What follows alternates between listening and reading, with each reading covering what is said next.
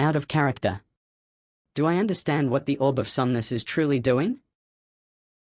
The gnome stated that the Orb of Somnus holds the slumber and that it tends to attract attention. Old attention. Hungry attention. He also mentioned that without the gnomic word key, he is truly helpless against what the Orb of Somnus has drawn here.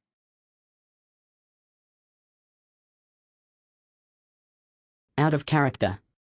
If I place the Orb of Somnus down on the floor again, would that stop those that are coming?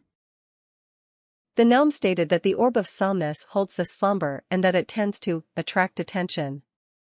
Old attention. Hungry attention. He also mentioned that without the gnomic word key, he is truly helpless against what the Orb of Somnus has drawn here.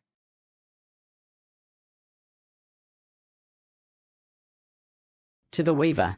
If I place the Orb of Somnus down on the floor again, would that stop those that are coming?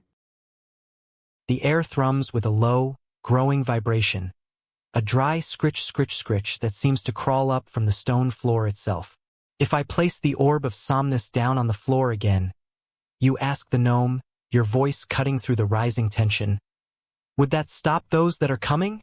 The gnome's eyes, wide with alarm, dart from the orb in your hand to the shadowed passage where the sounds are now undeniable. He wrings his bony hands. Stop them? He squeaks, his voice thin. Perhaps, or perhaps it would only draw their attention more intensely, like a moth to a flame. The orb holds the slumber, yes, but it is also a beacon to those who crave it. A dangerous gamble, young Frank.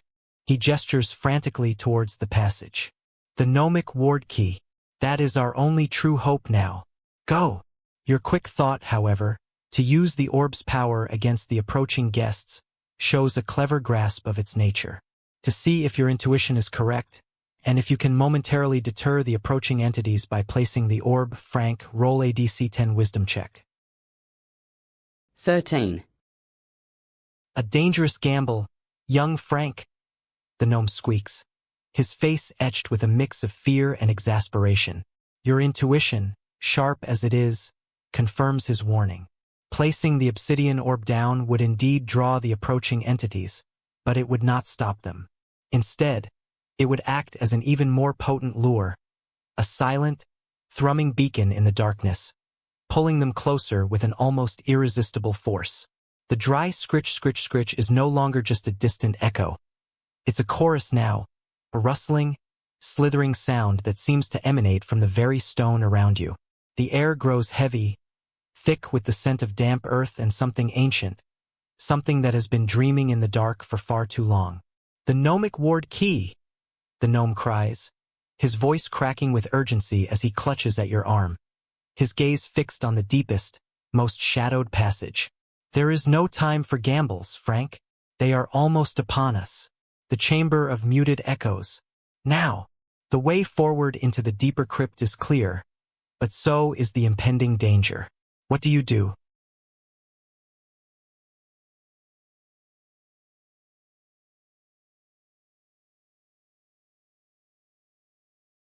I hand the orb to the gnome wizard and tell him to guard it. I'll be back. And I head into the crypt, trying to stay out of sight and meld into the shadows. I head towards the direction the wizard told me to go to reach the chamber of muted echoes. I'll be back, you declare, pressing the pulsing obsidian orb into the gnome's trembling hands. He gasps, nearly dropping it, his eyes wide with a mix of terror and responsibility.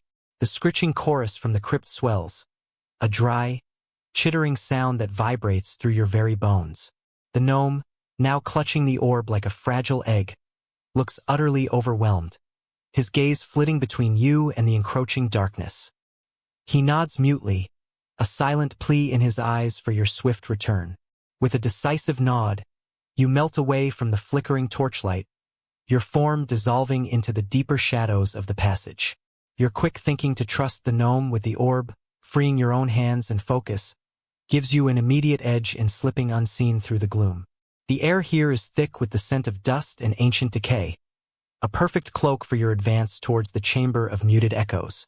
Now, Frank, to see if you can truly meld into these oppressive shadows and avoid the notice of whatever stirs, roll a DC 11 dexterity, stealth. Check. 19. The shadows embrace you, a cloak woven from ancient dust and the crypt's profound quiet. Your movements are fluid, silent as a whisper in the tomb. You vanish into the deeper passage, leaving the gnome, a small, trembling silhouette clutching the pulsing orb, behind you. The scritching sounds, though still present, seem to recede, confused by your sudden disappearance. The air grows colder, carrying the faint, metallic tang of old iron and the deeper, unsettling quiet of truly ancient stone. You navigate twisting corridors, each turn leading you further from the flickering torchlight and deeper into the crypt's silent embrace. Suddenly, a faint, almost imperceptible hum begins to vibrate in the air. It's not the frantic scritching of the approaching creatures, but a low, steady thrumming that seems to emanate from the very stone ahead. It grows slowly, subtly, until you realize it's a sound you can feel more than hear, a pressure building in your chest. Ahead, the passage opens into a wider space, bathed in an eerie, soft purple glow that seems to pulse in time with the growing hum.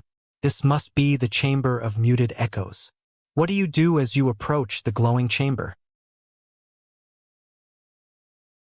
To be continued.